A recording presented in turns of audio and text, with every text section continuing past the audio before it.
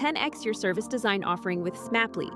Take 20% off any order with This Is HCD 20 off. Let's superpower you and your design team's potential. Sign up at smaply.app. Enjoy the episode from your friends at Smaply, helping support This Is HCD podcast. Today in the show, we welcome Arun Martin, a service designer based in Canada who transitioned from design research whilst at IBM a number of years ago. And we discussed their journey as a designer whilst working at IBM and how he's able to build his knowledge congruently whilst working in an area of the business that was entirely new to service design. Something many of us are faced with from time to time in our career and often, face lots and lots of challenges along the way. So we discuss a lot of those pieces in this episode. Now, a little bit about Arun. Arun is a prolific contributor to the craft of service design. And what I mean by that is he writes brilliant articles, regularly publishes on LinkedIn, and that is actually how we connected a number of years ago. He's a well-respected practitioner and he really welcomes connections on LinkedIn.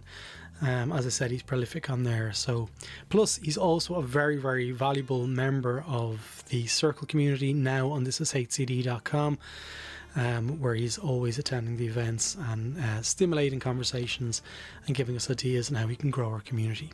It's a good one. Let's jump in. So Arun, it's been brilliant to get to know you over the last year or two, I think. But maybe for our listeners, maybe start off, tell us a little bit about yourself, where you're from and what you do. Thank you, Gerry. So Gerry, first of all, I want to thank you for inviting me to your wonderful show. I've been a fan of the show. I've been listening to a few episodes.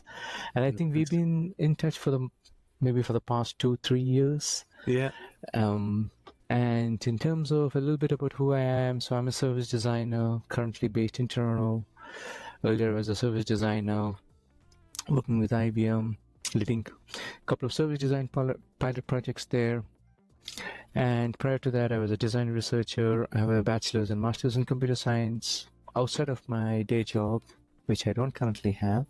I run this online service design book club and also just starting this new initiative on a service design journeys where I try to bring the hidden transition stories of service design online. Yeah, so that's where I am and who I am. Nice. Now, I remember when we first started speaking, you were kind of going through that transition period of being a design researcher and getting into service design. What was that transition like from design research into service design for you? What were the challenges that you faced? Yes, I mean, I wish I could give you a short and sweet answer. Okay, these are the top 3 challenges. This is the podcast. Go as long as you want. And these are the possible solutions. So, in short, I would say that I was unaware of the challenges that were needed for me to transition from a design research to service designer's role. And I think the key challenges that I faced was my fear of public speaking. Second was around facilitation. And third was reaching out to a group of mentors who were more familiar with service design and getting to know their insights, So all this required a big jump out of my comfort zone. And, I did employ the principles of human-centered thinking, such as prototyping, empathizing, dating, and finally I was able to cross those challenges. Yeah. So you made that transition when you were in IBM, is that correct? That's correct, Gerry.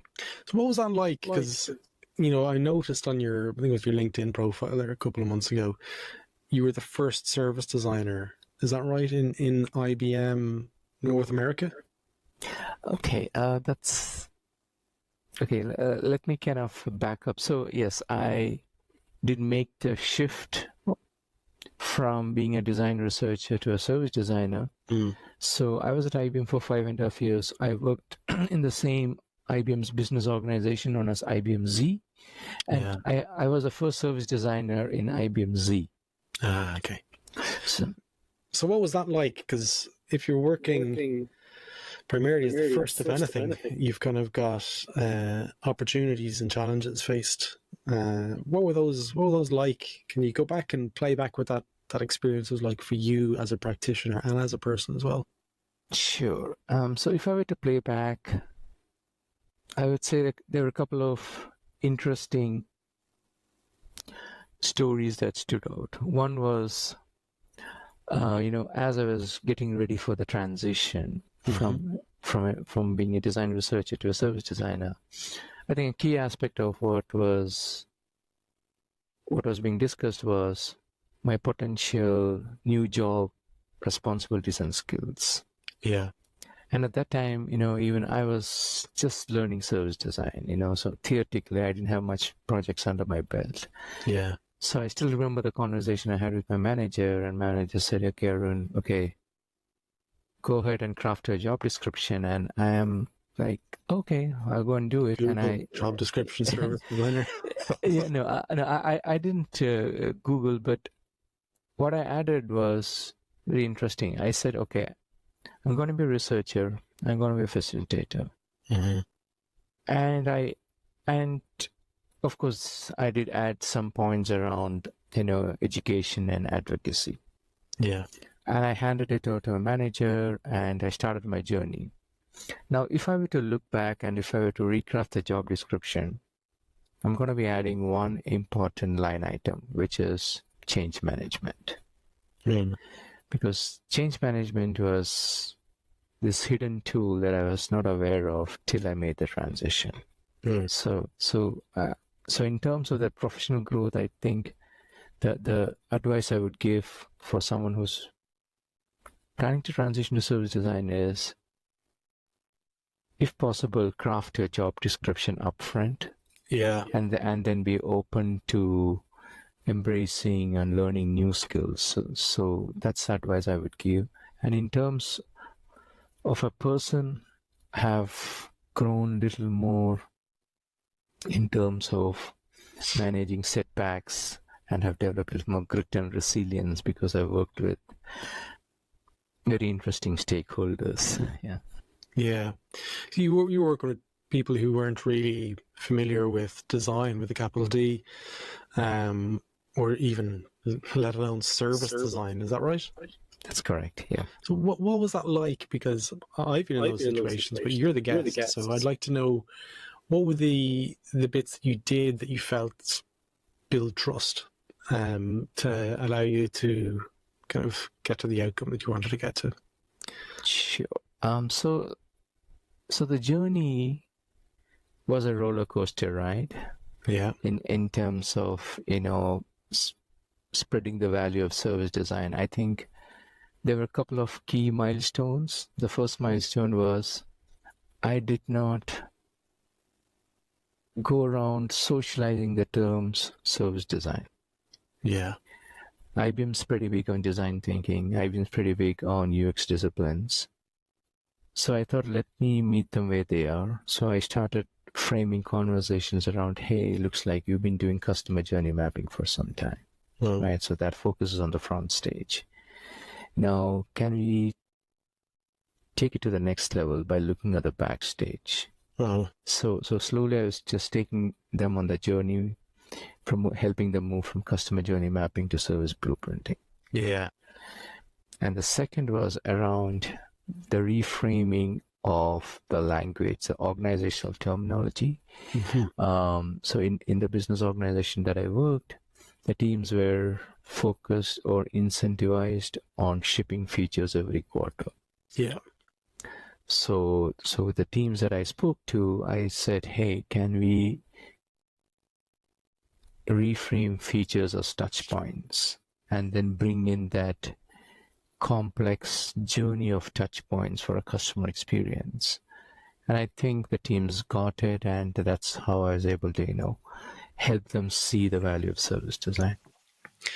I mean, being the first person in kind of talking about service design, as I said, it brings its own challenges, but it gives you this whole unique set of opportunities to kind of lay the groundwork and define the baseline and take the first steps and build maturity.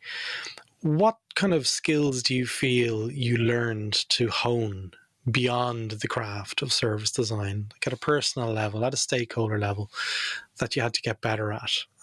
Because I know there's an awful lot of people out there who might be listening who are in the worlds of user experience design or design thinking, and they kind of want to weave service design thinking and doing into the organization, but they mightn't have some of those stakeholder skills. What were the bits that you kind of felt that, this is working well? These are the bits that really helped me elevate my work.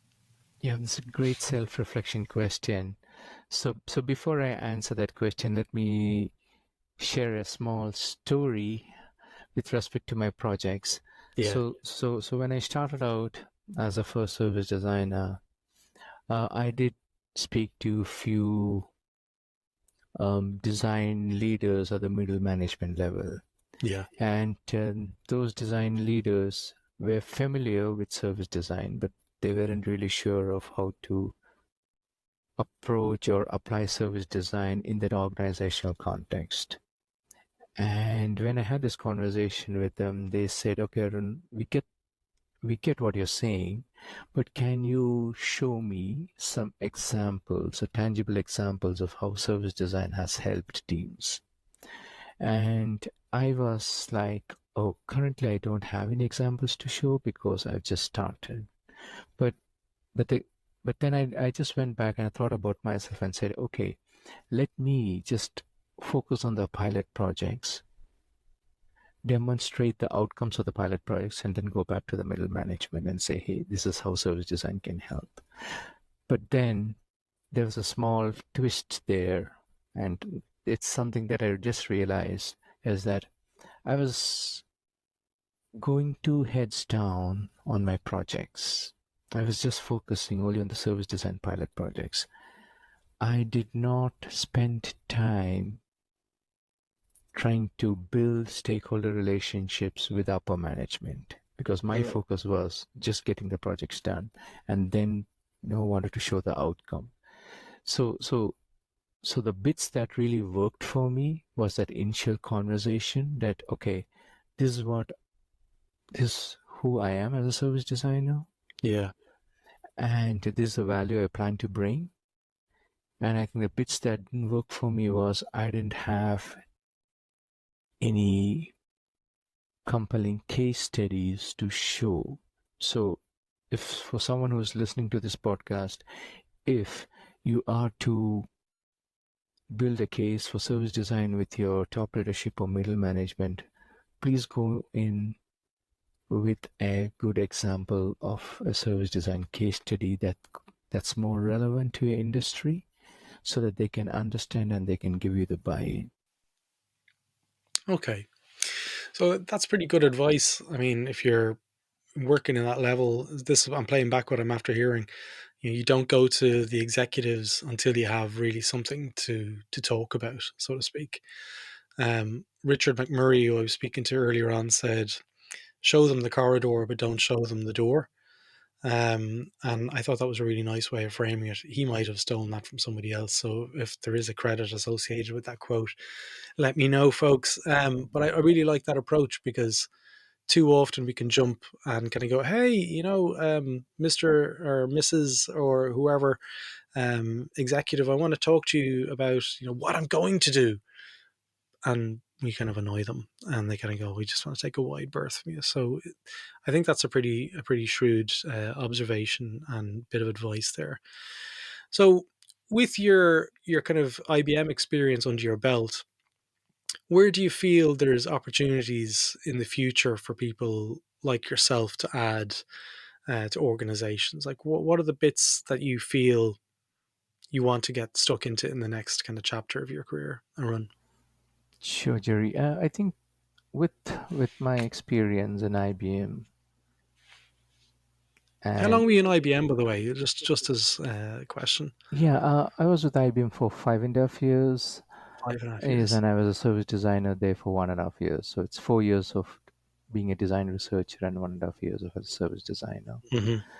So with my experience as a service designer at IBM, I'm looking for opportunities where I can apply my skills Mm. to work with different teams. Earlier, Yeah. it was more about, okay, maybe as a service designer, I can work with the product teams or UX teams. But now, I think with this new skill set, think I'm more comfortable working with different teams such as marketing, sales, or delivery, or Mm. operations, or even strategy teams, because all these teams have key stakeholders who speak to the clients or customers in some Mm. way.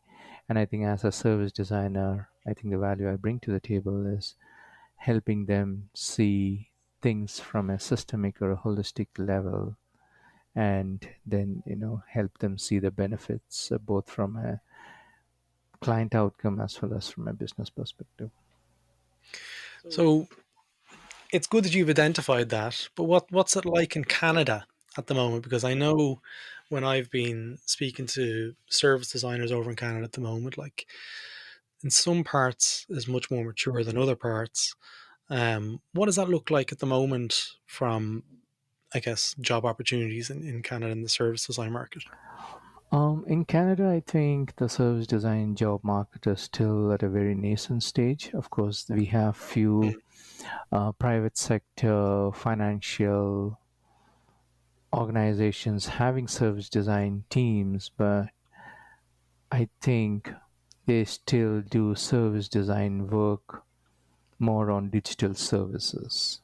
So Mm. which means that it's predominantly they spend more time focusing on that overlap between service design and UX, and also in different parts of Canada, such as um, Ontario or Alberta, British Columbia. There are a lot of service design teams embedded within the provincial government teams, and Mm. they do, excuse me, they do a lot of service design work as well. But then their focus also focuses on digital experiences.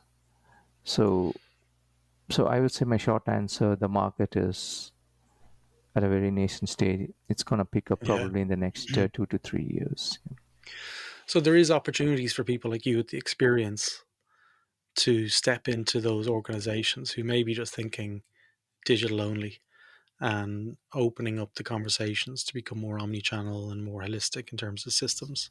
Yeah, That's probably what I'm hearing. Yeah. yeah, there are opportunities. Yeah. So tell me about, because I know one of the things that when we first started emailing each other, I was really impressed with the service design book club. Now this is a really, yeah, an opportunity for you to plug your your book club here. But what's the benefit of a book club? Because um, I've seen people work at it before in organizations, and they say it's God, it's very hard to get people to read the book and to come back and talk about it. But you've been able to do this successfully for a number of years. What's the secret ingredient to running a successful book club at Run? And I want it in 3 bullet points.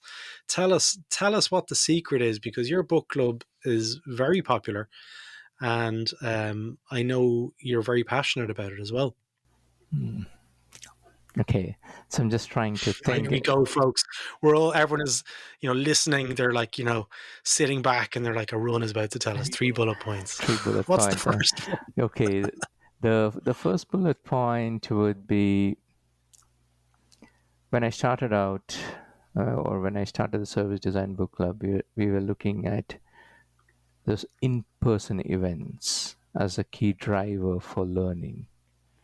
But post-pandemic, we pivoted online, and we realized that it was a great opportunity for attendees around the world to join for the events. So there is this greater opportunity to meet new people and discuss new topics. That is bullet point number one. The second is the books that I'm picking up for the Service Design Book Club are not directly related to service design. So those books could mirror on the they could be on the adjacent disciplines of service design. So which means that it's provoking the attendees, including me, to kind of really look at the same issues with different perspectives. And the third is the book club over a period of time has also grown into a little more of a platform where people can always visit the website and always look up to see what are the books they've been discussed, so that they can purchase the books and read and learn at their own pace. Yeah, it's a great resource. Like, you know, why do you feel that the book club is so important? Like, because as I mentioned before, I'm really impressed when I speak to people like yourself who go out of their way to, you know, first of all, read, research, and then document books, because you're helping authors, you're helping other people in the community find out which books are valuable and not. But that takes an awful lot of work. Well, what does it give you as a practitioner? And, you know, what is the bit behind that you feel is really important? Yeah, so I'm currently on a sabbatical, starting to look for job opportunities. So, you know, with experience of doing service design pilot projects, I think I'm confident to handle complex service design projects.